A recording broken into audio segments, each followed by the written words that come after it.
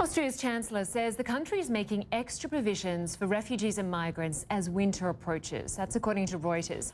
The country is anticipating thousands of new arrivals. Pleitgen has been following this from Vienna and he joins us now. Frederick, so many refugees have come through where you are over the weekend. It seems to be starting to ease now. Austria saying it will phase out these emergency measures soon and resume the normal European laws. Any indication of when that could happen?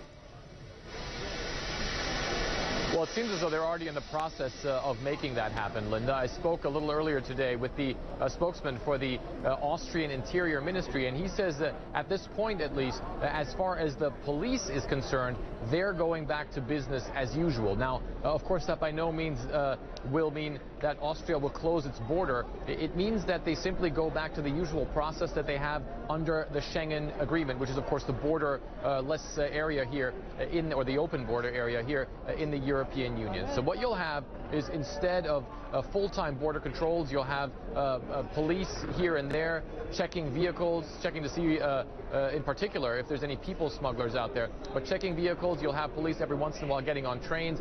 But by and large, it still will be an open border just like it is now. Now, there was more to these emergency measures, of course, because on the other hand, there was also the Austrian railway company that was using special trains to ferry people from the Austrian border to here to Vienna, but then also from Vienna to Munich. That has largely also stopped as well, but there are still some special trains going from here to Germany because, of course, the demand for that at this point is so very high. With the hundreds of migrants that we've been seeing coming through this railway station, today was supposed to be somewhat of a slower day, but I can tell you we've seen well over 1,000 refugees come through this station simply just today, Linda. Wow, still a huge number of refugees. And Frederick, public opinion has certainly swayed in support of settling refugees in Germany and France. We've heard hundreds of volunteers in Austria where you are providing transport for immigrants. But give us a sense of the bigger picture. What's the public opinion there, and where does Austria sit when it comes to quotas?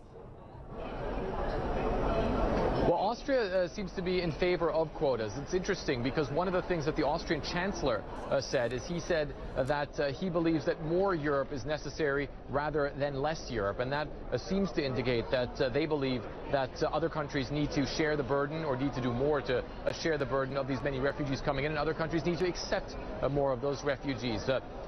Of course, the Germans are for quotas, mandatory quotas. It's not clear whether the Austrian government is for that as well, but it seems as though both of these countries say that the Dublin Agreement, as it currently stands, which of course means that the country where refugees enter is also the country where they have to register as asylum seekers, that is something that simply cannot be upheld anymore.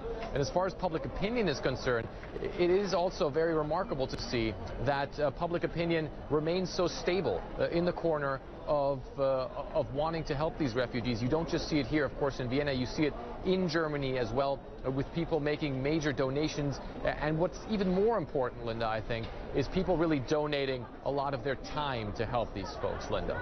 Yeah, it's really, really good to see, especially after what so many went through in Budapest. Frederick Pleitgen, we appreciate your time again today. We'll talk to you soon. Thank you.